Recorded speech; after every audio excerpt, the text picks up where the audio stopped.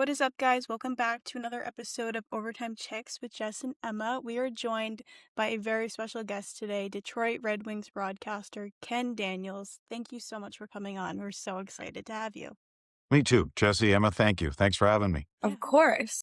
So, first, I'm just going to get right into it. So, how do you feel about these trades that we just made? I like the trades. As we record this, I don't like the Larkin injury, but, I know. I was going to Yeah, ask you that's about tough. that too, but a bit of an injury when March was the swoon, when Larkin missed 8 games a year ago or so, that was an issue. So now it's time for the depth to step up. I know they say day to day, or is it day by day? We don't know what the injury is, but that's of concern at the moment. And I know Todd McCullough says Marches of past don't relate to this year. It's a different group, and it is, because 2/3 are gone from 2 Marches ago and a third gone from last March. So it's a different team, but it's a team that's here that has to get it done. And those lower in the lineup have to step up and be a lot better than they were in Dylan's absence, as long as that will be. yeah, Definitely. gosh, I hope it's not too long. But it's his knee, right? That I don't know, because they don't release that. So we'll go with lower body. But if it is, and anything like Sidney Crosby, when he was, awkward and now practicing full again. So 2 weeks or so since the Olympics, since Milan. So, and he is back. So if it's that time, they've called up John Leonard, and Michael Branzig-Nygaard, who in New Jersey will play game number 10.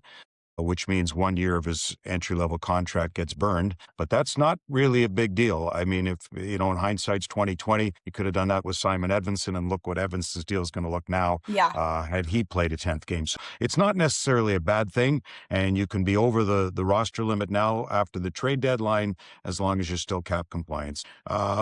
Should be okay. Don't know the injury necessarily, but hopefully not too long. I know. I'm excited to see that Perron is playing. So, is he going to be playing in this game today? No, he's a few weeks away yet. Justin Falk's going to be playing as we record Okay. this. Well, that and would be cool. They're taking on the Devils. Oh, yes. Justin Falk will be back, and that's a big add, likely with Ben Sherratt for now. And who knows? It gives you an option, too. If the third pair isn't what you like, you can move Sherratt down, maybe with Bernard Docker, and you move Johansson up with Justin Falk, who's definitely in the top 4. Obviously, you don't give up a first-round pick for a guy who's going to play in your bottom pair. But Falk can handle that, and some power play time if need be. And David Perron's a few weeks away, and it's funny, when I looked at the schedule, I don't know the exact date that he would return. He is skating, so that's all good. From sports hernia surgery, he'd return just before the Ottawa game, his old team. So that might be interesting. If you remember before, when he was with Detroit and he went after Artem Zub when he got the wrong guy, when Dylan Larkin was knocked down, then he Yep. becomes teammates. Then he becomes teammates with Zub. I So know. That's always so funny. I guess that's all been in the past now, but it would be neat if the first game back, hopefully for Perron before then. But, he knows the system. He knows the guys. He brings Yeah. loudness to the room, draws everybody into the fight. So I think David is a nice get for Detroit, and you don't have to get a guy acclimated per se. So that's a good thing. So he's on the trip with the Red Wings, as is Falk, who's playing. That's I know. I'm awesome. so glad that Perron came back, honestly. He was always a great player, and I'm excited to see him play, I guess, within the next couple of weeks. But going back to kind of how you started. So obviously it's been almost 3 decades since you've been Yeah. calling for the Red Wow. Wings? Like, that's Yeah. unreal. That's Yeah. insane. So did you always know that you wanted to be a broadcaster, or did it kind of just happen? Well, my family would tell you I did, probably from the age of 8 or so, many, many years before either of you were around. But that was also the last year that the Toronto Maple Leafs won the Stanley Cup, if you can believe it, in Wow. 1967. So I was watching Leaf games then, and they beat Montreal in the Cup final, and my parents were away on a vacation, and our housekeeper was from Montreal, and the Leafs beat Montreal. So can you imagine my 3 older siblings ribbing her? I was just old enough to witness that. And I think at that age, at the age of 8, I said, oh, this is what a rivalry is all about. Yeah. Toronto, Montreal. So I grew up listening to Bill Hewitt and Foster Hewitt on Toronto Maple Leafs radio. And even more importantly, Dan Kelly, his son John, is doing play-by-play now for the LA Kings, long time with St. Louis. But I grew up listening to Dan Kelly on KMOX out of St. Louis. And when my parents would send me to bed in my early teen years or late low digits, I'd take the transistor radio, which I have somewhere behind me in there, and I'd put it underneath my pillow, and I'd listen to Dan Kelly at a KMOX in St. Louis, just the greatest voice I've heard doing play-by-play besides maybe Danny Gallivan. Dan Kelly was wonderful to listen to. And I think I tell people I literally dream my job because I would fall asleep listening to hockey and always dreamt of being there or being in the dressing room, talking to players, meeting players. And I'd go to Maple Leaf games growing up in Toronto and be outside the dressing room when I was 10 or 11 years old and see the late Leafs take the ice for the start of periods, just watching them walk out there when they didn't all wear helmets and you could see their faces. And I just thought these were all my idols. And I just always loved the game, played the game. I played in high school for Mike Keenan, was my high school coach who finally got the Stanley Cup back to the New York Rangers in 1994. And we used to sit in Mike's office when he was my phys ed teacher and history teacher at Forest Hill Collegiate in Toronto. And we'd sit in his office and he'd say, Daniels, I want to coach in the NHL. I'm going to go here and coach Oshawa Junior B and go here. And I say, I want to broadcast in the NHL. So it's pretty cool that we both made it to the National Hockey League, but he made a heck of a lot more money. That's awesome. I kind of want to know, do you have any superstitions before you call a game? Like anything you have to do every single pregame? No, I just try to have a perfect game, and I've never had one. I think most broadcasters will tell you that you always mess up somewhere or in your own head or you didn't get a story out right or something. No, I've never had any superstitions. I think even when we used to do Light the Lamp and joke around about that and talk to guys, well, I took this guy. Okay, I'm superstitious. Don't want to let him go. We used to have the broadcast team pick on who would win. And I won the last 2 years, I might say, on Light the Lamp. That was always a lot of fun when we go through that. The only bad part about that was I had to miss watching some warm-up when I try to go through and get the players down. You go through the numbers because you take away to do that. But superstitions, no. Unlike players, and it's funny, you talk to some players, say right skate first and left skate, and then you do this and do that. You get bogged down in the superstitions that it drives themselves crazy. Yeah. So I never really got into that. Just my work day is, whether it be at the morning skate or not, it's doing notes, watching, recording the game before that the team that visiting it played.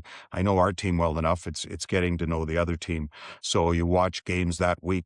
Even if you're on the road, you may tune into one of their games, watch their highlights, get the roster, phone their play-by-play guy, maybe phone a coach, on the other team and try to be update on that. So it's really just getting prepared for games more than any superstition. Yeah. Yeah. And I feel like that's a lot within itself. Like, I don't think some people realize how much it takes to prepare for a game, like when you're commentating it. Yeah, it does. It does take a lot of time. Some games, like we just played Florida the other night, so I'm pretty prepared to go into Florida on Tuesday.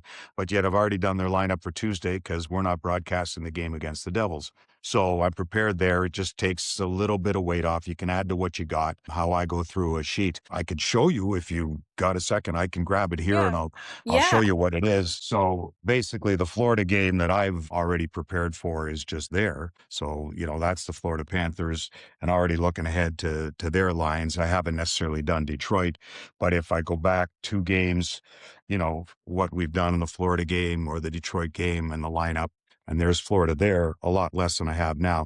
So I try to add in to what I have. And then for Detroit, I have scan cards that I use throughout the year, which I just update in the summertime on numbers the year before. So really it's a game by game thing. And I have this book, I have 2 books. So all the games that I do. So if I go back and I want to see how long has Larkin played or when did he last play with Finney on a line, I can go back because I have our line chart game by game that I can see when he last was with them, or we can total up.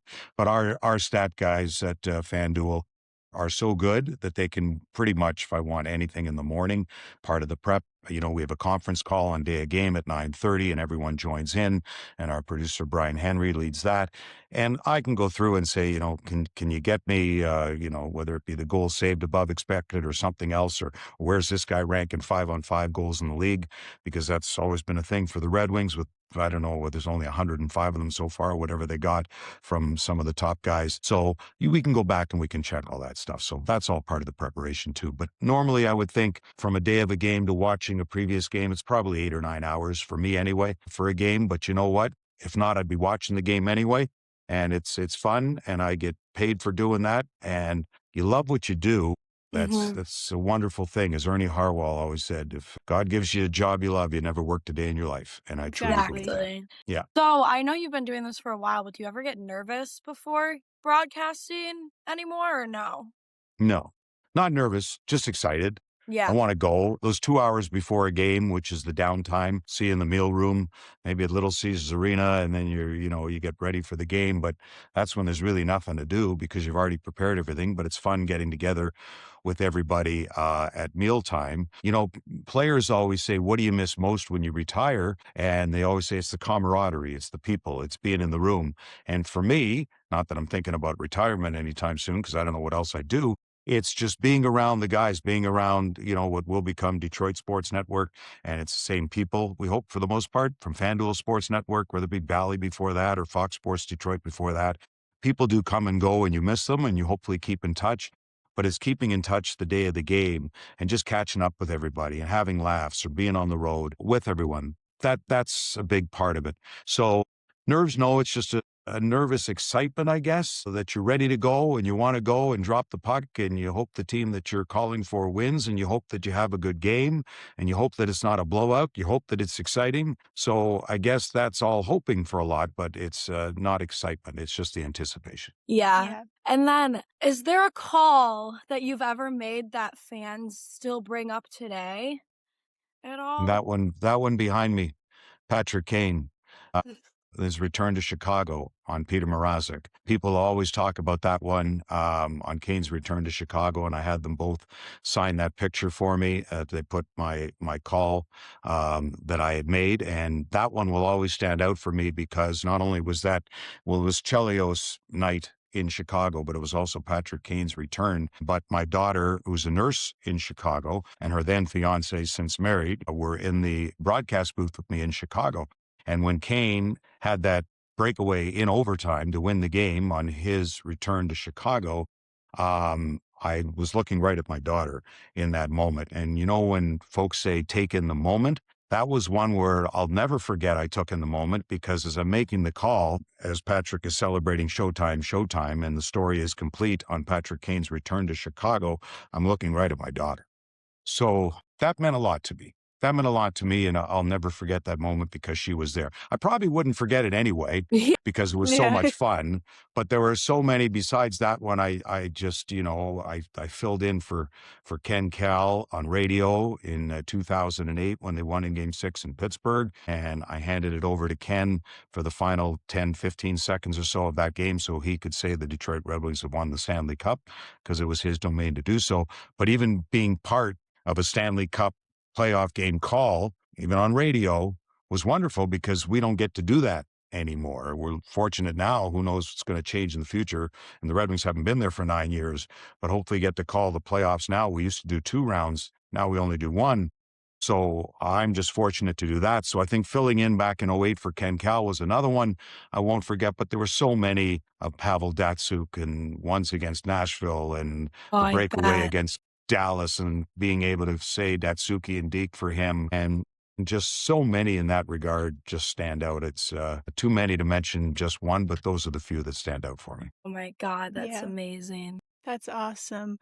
But if you could call a game from any era of hockey history, what game would that be? If I could call a game from any era of hockey history, well, I got to say the late tees were pretty darn good. I remember the Flyers and the Oilers in the early '80s and the Islanders winning their cups and the '70s with the Broad Street Bullies for me because I was such a Bernie Parent fan growing up, the goaltender for the Philadelphia Flyers who we lost this past year, like a lot of goalies that we lost, and watching Ken Dryden with Montreal. So I would probably say for me, the '70s back then when it was rough and tumble. Not that I'm an advocate of fighting, and now fighting doesn't really do it for me anymore. I like hard hitting games, but they're so Agreed. skilled now. The game's so fast now. I liked it when it was just a touch slower and the guys made plays. Now it's so exciting. This era of hockey is great. But going back when I would call Wayne Gretzky and WHA days, the World Hockey Association, he came in the '80s. So I don't know. For me, that was great hockey, but also when the Red Wings winning the Stanley Cup was pretty darn good in '97 and '98. So you know what? The game changes and you just change with it. So the fact that I get to call games in all those eras is is pretty darn good. And, I started calling play-by-play in the late 80s for Toronto Maple Leafs radio, and I was hosting Hockey Night in Canada then, and then came in to call hockey on CBC television in I don't know, early 90s, I guess, when 94, 95, I guess, on television. All those eras has been so great. And to your point, how did I get into it? It was calling games and then getting an opportunity in Oshawa radio outside Toronto in 1980 when began working in radio. So I went to university in Toronto, and then just applied myself. And for anyone out there, don't take no for an answer. Send out your resumes best you can, although the landscape has changed now where podcasts like you're doing help. And I would say do this because you get used to speaking. Radio is a great training ground. You don't often just start in TV, but my first play-by-play experience really was Toronto Maple Leafs hockey. I got asked to fill in Toronto Maple Leafs hockey in January of 1990 for a Leafs-Boston game, but I had also worked in CBC television doing the Olympics in Seoul, and I had done canoeing and kayaking and road racing on cycle road racing and velodrome, did a little baseball. So I did pretty much everything. I'd already worked in television, and then the radio station asked me to fill in to doing Leafs hockey. And Alan Davis, who was one of my mentors, called me and he said, I need you to fill in Wednesday night. This was probably a Sunday. And he said, I need you to fill in on Toronto Maple Leafs radio, because I knew Alan, we had worked in radio together. And again, the background of radio. And I'd never done play-by-play before, at least of hockey, although I thought I could. And he said, I need you to fill in Wednesday night. And I said, Alan, I just bought a house. I've just closed on a house, my first house. I'm moving on Wednesday. And he said, and I won't swear on here, but you'll get the idea. He said, well, get someone else to move your effing ottoman. So That's funny. he said, I'm offering you Toronto Maple Leafs play-by-play. And I thought, okay, because I was always working at hosting at Hockey Night in Canada at that point. So I was on television working then. And so we did. And sure enough, later that year, I filled in doing some play-by-play and spot duty for Hockey Night and hosting for Hockey Night, which is a thrill for me because I grew up watching Hockey Night in Canada. I grew up watching the Toronto Maple Leafs. Now your first ever game was on the radio play-by-play of Toronto Maple Leafs hockey, which I never listened to until I got the job in Detroit in September of 97. And I said, I think I'll pull out that cassette tape, which is also behind me. And I don't know if you guys know what cassette tapes are. We do. Do you know what a cassette tape is? Yes. Okay. Yes. So I still have it on cassette tape, but if you don't look after and download a cassette tape onto maybe a drive or something, the tape gets a little worn and it sounds a what little I've fast. heard. Yeah. It sounds a little faster than it should, but I never listened to that game because it was my first game. And I thought, you know what? I was probably okay. Again, I've never had a perfect game in my life, so I'm never as good as I should be. But that game I listened to after I got the job in Detroit and pretty excited about that, living in Toronto at the time. And I listened to it. I said, you know what? It was a lot better than I thought it was. So I thought, okay, I can do this. And then you're working for one team. And I've called probably, I don't know, in my lifetime with Hockey Night and Maple Leafs Radio, I'm probably, I don't know, well over 2,500 hockey games that I've called, approaching probably next year 2,000 with the Red Wings of just regular season, but That's well over that crazy. with playoffs and preseason. But I guess they're all milestones to some extent, but I never really thought about it until now. But it's a lot of hockey games to going back to when you called your first in January of 1990. I bet. That's awesome. Did you get, so your first job with the Wings, you said, was September of 97. So did you get to call any of those awesome games against the Avalanche? No, well, the second one, yes, with the Osgood fight, yes. Yeah. But I have a book that has a picture of that fight in the front, like as the cover. Yeah.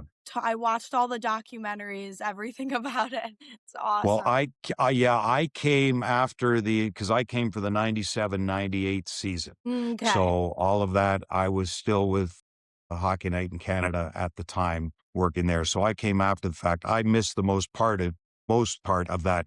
Can I use heated rivalry? Can I say that? Heated rivalry? Yeah, Yeah. we won't judge. Yeah. You yeah. both No, watched that, have you? No, No. I have not. No. I really haven't want either. to. I know. I don't know Okay. if I'm into it or not. I don't know. Interesting, because I have it and I'm trying to get my wife to watch it and she hasn't yet, just to let me know how it was. I know the commissioner has watched it. I No haven't. way. Wait, he Well, has? Oh yeah, Very he bad said thing. he binged it. in a night or so. Maybe I believe them. I'm not sure. Yeah. But anyway, I haven't yet, but I hear rave reviews, but I don't know. Interesting that Yeah. neither of you have. So no, I miss the Avs Red Wing, still part of that rivalry going forward. Totally. It was still pretty darn good in the early 2000s and whatever. And when the Red Yeah. Wings, in the Western Conference and then the switch, not as much now. So there are always rivalries that come and go, but rivalries are made through the playoffs for sure. Yeah. Exactly. I Do agree with you that. do you think that the environment was better at Joe Louis than Little Caesars? I don't know. It's getting there. I think playoffs will tell the story. And if the Red Wings Yeah. can get in this year for the first year in 10, I hope so. And it's interesting that if it would be the first in 10, they've got Alex Delvecchio's number 10 up there. I think that means something for me. They've missed 9 seasons. I don't know. Alex is on there, Mickey Redmond's old centerman. Let's hope that happens. For him I and for all of know. us would be great. The environment at the Joe was great. I don't know about some of the smells in there when you walk down the staircase, and there's some different things going on down there. I Really? remember. Oh yeah. Like what?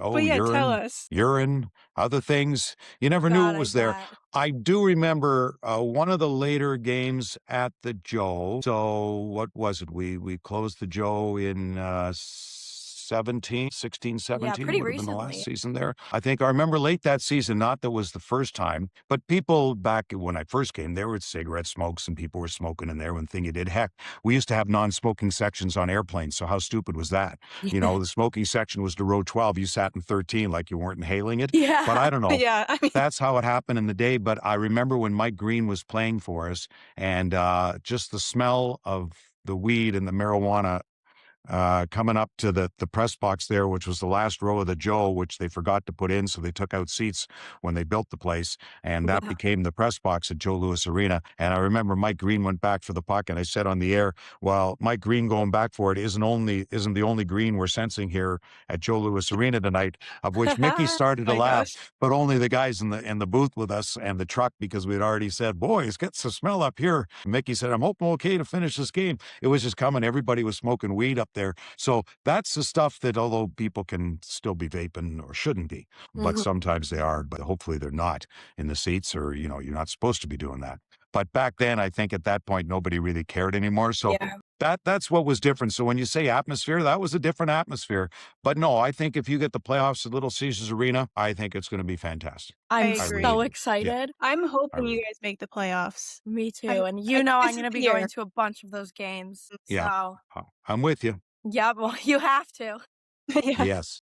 But how long do you think it'll take for the Wings to actually be a Stanley Cup contender? Because obviously I think they're on the up and up right now, but I think eventually they'll be able to be a contender. It's just, I don't know. It's a little bit. You've got the window for Dylan Larkin, so Yeah. I could see it if things go well and you continue to add, in 3 years or so, maybe 3 to 4 years, and you hope to be in Dylan's window, and then you're still into the prime of Sider and Raymond, who's coming, and Yeah. Franzik Nygaard, and then maybe you got Carter Bear coming, and who knows the goalie system. You hope that Augustine and Kosa, one or two or Yeah. both hit. Or maybe if one were used in the deal to get the premier asset you need up front, who knows? So Yeah. much can be there. But I remember when Ken Holland back in 2016 said at the time, if you think a rebuild's easy, it's not. Now, there are outliers there who can do it. If you win the lottery, you get the right pieces. Okay, I get it. I guess the Maple Leafs, as I mentioned earlier, since 1967, haven't won a Stanley Cup. It's not easy. And rebuild, and you thought that was going to go okay when they had Marner, and you win the lottery, Matthews, and, you get those top picks, and now Marner's gone. It doesn't always go as you expect. Yeah. But I remember Kenny Holland in 16 said, if you're into a rebuild, and he was criticized for saying it, he said, it's 10 years. And he said, not 10 years to win a Stanley Cup. Last I checked, it's 2026, and I believe he said it in 2016. And not that some mistakes weren't made, and they were after the fact, and drafting Philip Zadina over Quinn Hughes was a huge mistake, and there were some others which could have expedited the rebuild for sure. Totally. So I'm not absolving that. But unless you do hit on all that, it can be 10 years, and he said at the time, 10 years to be competitive, to win a playoff round. Well, the Red Wings are competitive now. If they get in, do they have the chance to win a playoff round, pending whom they play? Boy, we're a bad matchup against Carolina. But depending where they finish and who they play, if they get in, and this is again early March, maybe competitive enough to win a playoff round. Yeah. So he's not wrong. And they're outliers, sure, from Chicago and getting Kane and Taves 1 and 3, and Chicago was 5th in the draft that year and went up to number 1 because they won the lottery. Look at the Islanders, who were sensing a rebuild, and you get Matthew Schaefer. He's one of the most outstanding defensemen we've seen Agreed. outside of Cale Makar, maybe since Bobby Orr. And you see that, I know, and I've got the same one that he signed to me. So, there are outliers there in Pittsburgh and getting Fleury and Malkin and Crosby. Okay, they hit where the Red Wings aren't getting that number 1 pick. And your highest pick is Lucas Raymond at number 4. And you go back to Primo in the 90s for your highest pick since then. And Marty Lapointe at 10, and then you've got some others since. So you've got to get some lottery luck. You have to have the picks hit. Yep. And those outlier teams did that. And we'll take Vegas out of the mix too because of the expansion draft. Okay, they did a wonderful job doing what they did. So overall, if you want to use rebuild, and now teams are scared to use rebuild, let's use retool or something else, or rejig. Let's do whatever you want with that R word. I don't know. So the Red Wings are on path. So to your point, I'd say to be true contenders, if everything goes right, probably 3 years or so. Yeah. But just get in the playoffs and then anything can happen. But I will say that I think our division is probably the toughest one. I think we have the best teams in our division. Well, that Central in the West isn't Ooh, bad. The Central I is guess, scary. yeah, the close Okay, and you got second. Vegas winning the Pacific when nobody else seems to want to, and Anaheim right there, and hasn't Pat Verbeek done a Anaheim great has job? surprised me. The Ducks are incredible this year. I'm Yes, they loving are. it. And did a great job in Seneca and some great picks that they've had and adding what they did. And John Carlson, I don't think anyone saw that coming. And Pat No. Verbeek just insisted he's the guy they moved and take chances on Kreider and Trouba and Dostal. They got a good goaltender. Great young players. But you look at that Central Division, and if Colorado is ever going to win it, and if it's Colorado and what they did, and Kadri today just gets a standing ovation there returning, and if you have, just Dallas and the Wild just fighting it out in the first round, you don't want to be 2-3. And that's the shame of this playoff format, where you're going to lose what could be, to your point, a cup contending team, and they're going to be gone in the first round. I'd love to go back to 1 versus 8. I think they Same. should. I know divisions and rivalries and all that. Need 1 versus 8 in the playoffs. Yeah. I That to me agree. is where you have to go. The commissioner doesn't like that. I hope at some point they'll go back to that. That would be great. I don't know. I'm sort of torn on the play-in games, but it does make it exciting. It does bring in more revenue. But I think 1 versus 8 would be the first thing I'd love to see happen. Yeah. So that to me is the toughest division. Our division is tough. Our division's tough. And Ottawa right there on the outside, and they're starting to come. But, I think, as I said on the air, and FanDuel and betting odds is such a big part of this. I long for the day where a sports book was something you just went to a library to pick up, and a sports book wasn't just something you're talking about every night in a hockey game. Yeah. But those days are long gone. But I said on the air at some point, who would have thought at the start of the year, at the trade deadline, you would have Toronto and Florida as sellers and Buffalo and Detroit as buyers? I wonder what the odds would have been at that point back in October to have that 14 parlay in that mix. You would have won some big money on that. Yeah. Yeah. But That would here be we are. insane. So it changes year by year. You need some luck, and you need those picks that you get to hit. I know we can talk about the trade deadline, picking up second and third round picks and fourth round. You know what? You got to hit on your first, because the percentages drop. Yes, there are those stories, and Emmett Finney in the 7th round, nice player. But for those to really hit, you can think of some through the years like Datsuk and Zetterberg. Yeah, 6 and 7. Well, if they knew you'd be that good then, you would have picked them in the 1st and 2nd round and not waited. Those picks later, generally, you can go through, and sometimes you go down that rabbit hole of the draft picks, which I go online, you can see the NHL draft picks through the years. It's amazing to see it, how few hit. Oh, yeah, you could have taken this guy or that guy. Yeah, you could have. And look at the 40 below him that did nothing. Yeah. So it's exactly. a crapshoot. It's Yeah. a crapshoot. So Yeah, exactly. I agree. But we have some shootout round rapid fire questions if you were down for a little game. what choice do I have? Yes, go Yeah, ahead. so you have no Yes, choice. I'm all Yeah, game. you really all don't have game. a choice. First one, the hardest NHL player's last name that you've had to pronounce on air. That is a tough one. I do know you guys have to. Well, when I worked for the Coyotes, I remember I'd be like, well, how do you pronounce that guy's name? Like, I would be up hanging out with the broadcasters and stuff here and there. And they have online, there's a website that you can go to and you log in and stuff, and they tell you how to pronounce it. Yes, So- let me tell you about that. Okay, remind me this. I say Lusterinen is one, I okay, but it's not agree. it's not as tough game. But if you go to the Florida Panthers game notes, and I've been on this for the league for years, they won't listen to me, so I'm done complaining. Their pronunciation is incorrect of the pronunciation that comes from the league. And if you go on the printed note that comes from the league, which used to be done, and Doc Emmerich would have helped with this when it was done right, it's not correct. You go to the player will say, I don't care. Well, we do care. Elmer Soderblom. And I say, but the players say, I don't care. I say, but how would your dad say his name? Does your dad care? Yeah. If your dad's alive and he wants his name pronounced correctly and it's his last name, don't you care? Exactly. Then they Good sort of point. get it. But I remember from Thomas, Nosek wanted Noshik. So we go with that. But their broadcasters may say something different. Arvid Soderblom is how it's pronounced in Chicago. It's Elmer Soderblom, who's since been moved on by the Red Wings, and their brothers. Mm-hmm. So we've got it right because we asked Elmer, and I have him on tape saying it.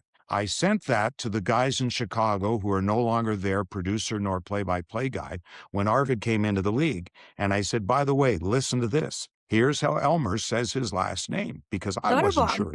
So you go to the player, Soderblom. They decided to go with Soderblom. Yeah, my They're dad wrong. says Soderblom too, but I know it's Soderblom. It is because even his mother was in Grand Rapids and told our Bob Kaiser that we can't get Arvid to say it, and they're right, so we know we're right. But Yeah. when you've got two brothers saying their name differently and one doesn't care to tell the guys to change it and he's in the NHL, you throw your arms up and you go, what the heck? Yeah. So we had Andreas Athanasiou. That was the toughest, I think, for many to pronounce who came into our building because the other play-by-play guys will ask us. And I sort of say, well, Athanasiou, like, glad to see you. It's sort of just like that. Yeah, like for Glad to see you, Lusterinen, Athanasiou. I think Look- Listerine. Yeah, okay, you can do that. Yeah. And I get it from their guy. And if you go on the pronunciation guide, it will say Luisterinen. It's really weird how it's done. Yeah. So I've asked the league, which college does, and I don't know if the NFL does, but college football does, I believe college hockey does, where you have the players say their name because social media team at training camp, they get all the headshots for graphics. So why can't you have each player say his name? Exactly. If you go to the NHL site, it's one random voice saying it. He's not necessarily right, and I guarantee you can go on Yeah. right now and find a name, including the one we just spoke of. Mhm. Go on to the Florida Panthers website on the NHL media site, and where it's got the little icon for the microphone, Yeah. and you want to listen to him, the name that you need will not be there. Yeah. And I kid you not, on the Dallas Stars notes, it'll say pronunciation guide, and Thomas Roth, who works with us, does a wonderful job with the Red Wings. He has taken it on his own to put down phonetically each of the Red Wing players' name underneath. Years ago, and I don't know if it's changed because we showed it one night on the air, the Dallas Stars had no one's name on their media notes underneath, and I think it's generated by the league, except for phonetically, get this, Jamie Benn. Oh my gosh. Bee-HN. So I laughed and we showed it on the air. I said, they're screwing with us, right? Because no one else's name on there, and there'll be some others on there which you wonder Right. about. So in preparation to your question and hardest name to pronounce, I don't know if there is one because generally I'll get it the night before. I'll listen to their guys or I'll phone their guys or we talk to their guys, their play-by-play guys. I mean, how do you say his name? And their guys come into us and we just know. So I Yeah. don't really worry about it. And I write the card I showed you earlier. I write all the names out Yeah. phonetically. I Mhm. do them all phonetically. Even on ours, I don't know if anybody really, even on our team, no, it used to be just Soderblom when I think about it. I don't think anybody else is really, they'll ask us, Michael Branzig Nygaard, is it Nygaard? And some of our reporters in Detroit still, when they ask the question, will say Nygaard. Well, it's Nygaard. Mm-hmm. And I Yeah. think you should get it right no matter who you are Yeah. because you're pronouncing to those who are fans who are just watching, and I think they should want their name pronounced correctly. So if that's how Exactly. the player tells us his name, that's how it is. I will say, never go to a coach or a general manager if you want to know how to pronounce a player's name. All right. It never happens. Noted. Because even back to Riley Sheehan, who played for us, and Mike Babcock would always call him Sheehan because his nickname was She. And I'd say to Mike, it's Sheehan. And Mike would say, is that how you say his name? Is Sheehan. I always supposed to Sheehan. Is Sheehan? Okay, it's Sheehan. So Mike would come back the next day and get it right. And then the next day, he'd go back to what it was. So never listen to a coach or GM. They don't care. They just want them to score. Exactly. So I didn't probably answer your question in that 3-minute diatribe I just did, No, you're good. Don't but worry it gave about you to it. what we're into, okay, or not? Yeah. Well, No, you're since we're on good. the topic, me and Jess need to know how you pronounce Brad. Is it Brad Marchand or Brad Marchand? How do you pronounce it? We know how you're supposed to pronounce it, Yes. but we want to know what you say. I will go with only because Jack Edwards, okay, and I love Jack, Well, and he's he's a since legend. retired. He's a legend. Love him or hate him, I loved him, and Jack and I were very close. And it's too bad it ended for him the way that it did with some health issues. And still, last I spoke to Jack, no one figured out what it was, and it was unfortunate because That he is was sad. great. He was a homer beyond belief, and we go to those. We'd have our media get-togethers in New York with the commissioner, and you'd always wait for Jack to ask the first question to the commissioner, who would go back at Jack, and he'd start a war with the commissioner. It was somewhat funny. Jack always went with Brad Marchand. Yes. Yes, I that's go the with right Brad way. Marchand. What? Yep. Only My- because if you listen to Brad in a commercial in Boston, and I don't know, he said, "Hi, I'm Brad Marchand of the Boston Bruins." So it's no different than John Tavares. John Tavares told me it was John Tavares when he played for the Islanders. His brother played lacrosse. I went to him and asked him, and he said Tavares. Somehow he gets to Toronto, and the family's still split on it. He went to Tavares. The Islander guys will tell you, no matter what he says in Toronto, it's Tavares. So I will go back and forth on that one, and sometimes I'll kick myself in game and I'll go with Tavares because that's what it is to me, because he told me that. Now, some can also change. Timothy Liljegren in Toronto was always Liljegren. He didn't want to be called Timothy. He was just traded, by the way. When he went to San Jose, he no longer wanted to be Timothy because it sounded young. So he wanted Tim Liljegren. So he went to Liljegren from Liljegren. So now it's Liljegren, and now it's Tim. So they're my changing all the time. But I think I go with Brad Marchand. Okay. I don't know if I'm consistent on that in game. Well, we'll be listening. Let me see what. Wait a minute. Marchand see- does just troll played him, people, so- though. See He what I wrote trolls down right people, so there? I It's can't Brad see it. Marchand. Oh, I know. yeah, I see But it. it's Yes. MR, it's CHAND, and the earlier game that we did, Florida. Oh, that's the one. Hang on. Yeah, I think I have Marchand. Sometimes I'll do it SHAND. I think I go with Brad Marchand. Okay. The funny thing is, you know what? We have enough time, tough time trying just keep our own guys on path from Yeah. it's Albert Johansson and not Johansson. And some guys want to call him Johansson or Johansson. Some and we've people got an say an- Johannesson too, but I'm like, where does that Well, E come from? Yeah, where does that I don't come know. from? Well, that's wrong. Yeah. But it is Albert Johansson. And when he first came here, I said, "How do you want your name pronounced?" And he said, "Johansson." I said, "Good enough for me." So some broadcast say Johansson if they don't ask us. And some are the Yo. It's like Jesper Bratt in New Jersey, and then Jesper Bratt and Jesper Bratt. And even their announcers go back and forth. Yeah. It'll never be right until you have the player saying his name on their website, on the National Hockey League media site, and for some reason the league Yep. thinks from quality of audio and too tough to do. No, it isn't. So you know what? To other broadcasters, I say call them whatever the hell you want. Yeah. Until the league wants to get it right, do what you want. I gave up caring Yeah. about it. I just want our own people to get it right so we're all consistent. The rest, Exactly. Yeah. I gave up.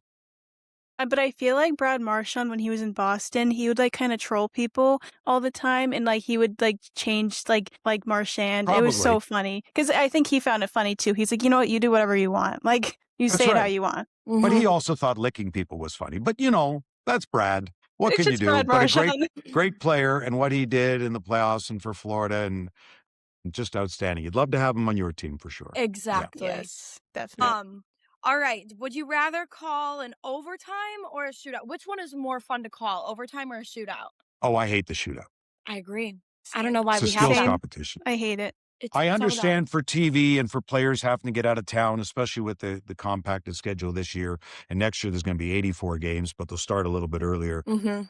Yeah, I don't like to shoot at all. Never did. I wish they'd go to, and to me, I don't know what's the matter with ties, even though most broadcasters around the league, they're getting away from ties. Now the teams have gone away from ties. I didn't mind the ties. If you went through 10 minutes, I think the 3-2-1 point system, should maybe go to that. That can be a problem with 3 points are awarded in a game. We're seeing that now. I don't know if that's ever going to change, but I'm not one for the shootout. maybe the regulation win is worth more, an overtime win or whatever. Yeah. Just different. 3 points awarded every game rather than that. So I'd like to see something. Gotcha.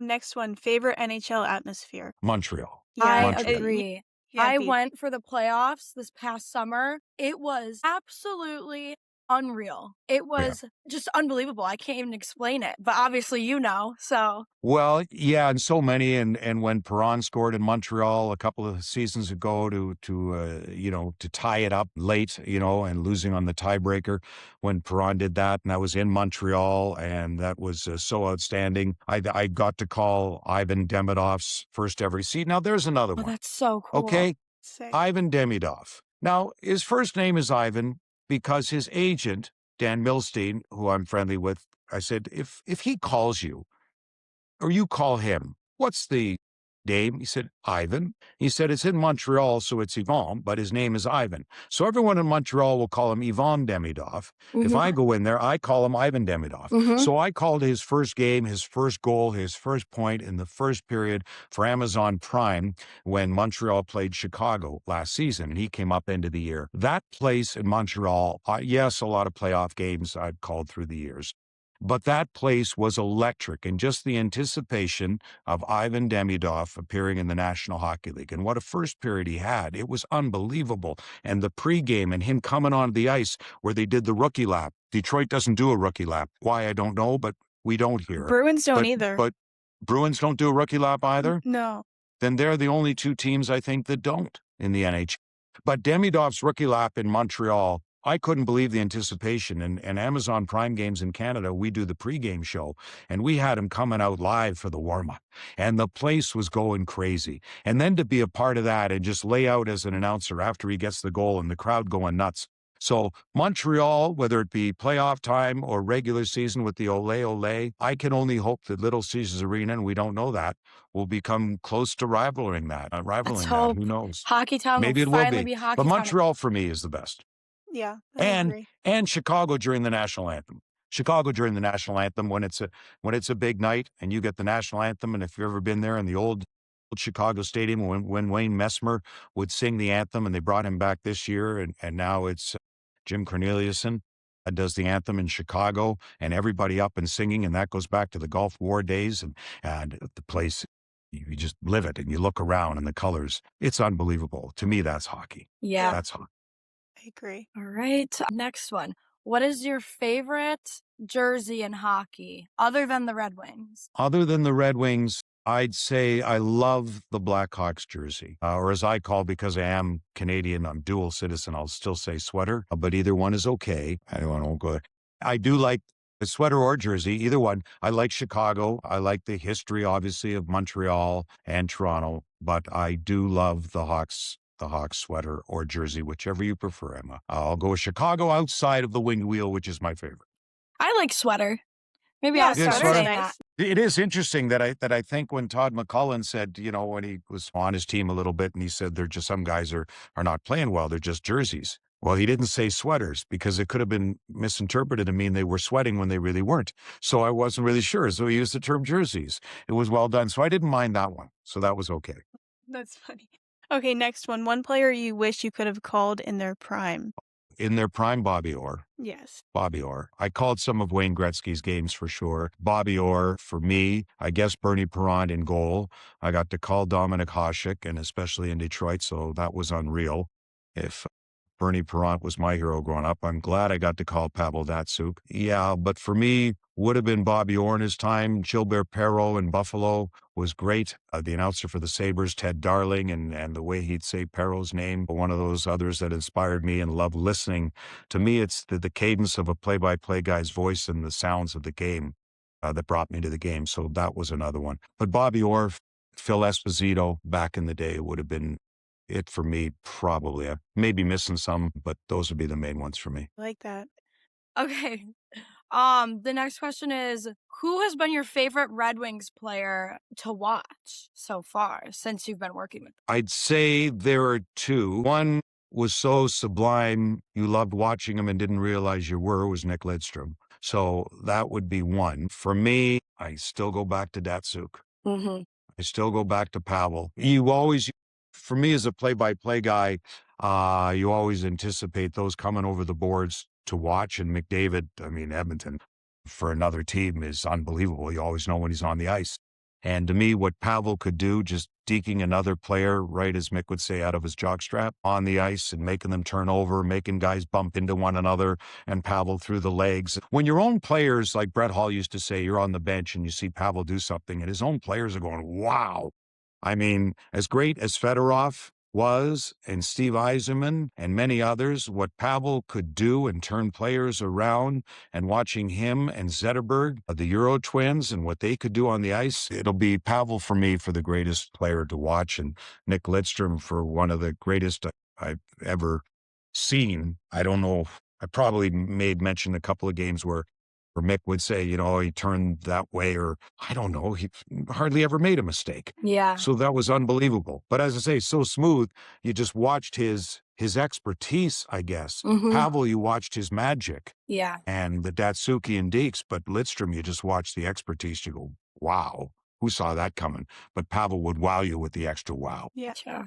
Okay, 2 more. Favorite hockey movie? Slapshot. I still go back to Slapshot. One's good. Yeah. Yeah, I have to. There are many others, of course, but you know, the foil and the toys and you can't Slapshot for me still. And there is a good story to Slapshot too. There Yeah. really is. So I love Slapshot for me. Be my favorite. All right, last one. If you were not a broadcaster, what do you think you would do instead? Well, I saw my 2 brothers both become lawyers, so I knew I wouldn't be doing that because there was way too much work going on, although I think a sports agent would have been a lot of fun. And my late son was striving to do that. So that would have been pretty cool as Jack Daniels, my dog, comes in to say hi to me. You want to come up here? You want to come up? No?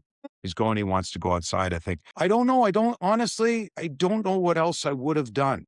I did graduate from university with a degree in poli-sci and English, but it was, you know, a Bachelor of Arts degree. I knew I always wanted to do that. I was in sales before for about 2 weeks before I got the job, surprisingly enough, to work when they hired me with no experience because I sold myself at a radio station in Oshawa outside Toronto. So I really don't know what else I would be doing. I'd always set my sights on this. So as I say, from a young boy, if you can do this, I'm blessed. But I tell people, if you want something, strive for it and go do it. Bless you. And again, how many can you do in a row? So, you know, I always say, that's what reach for your goals. Do that. If that's possible, if you can do, come here. Oh, you got a ball. That's what he wants. So that if there's one other sport I would have liked to have called, and people say, what other sport would you like to call if it weren't hockey? I always say the 2 minutes, the Kentucky Derby.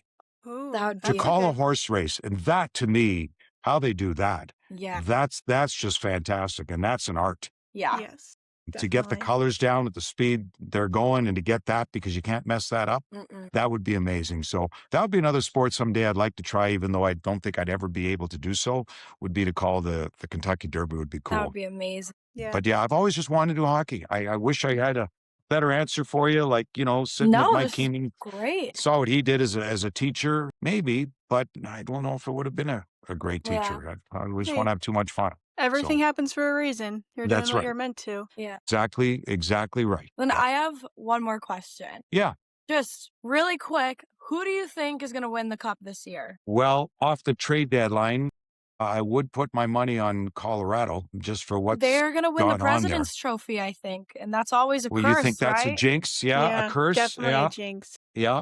And I would say Carolina's got a pretty good shot in the East. I just think they're built. I'm not sure about Bussy, who hasn't done it, but what a story their goaltender has been through this season has been remarkable. Yeah. Every time he takes the ice is another mark that he's setting. But can you do that in the playoffs? I know Cam Ward came in unheralded back in the day when Carolina won the Stanley Cup.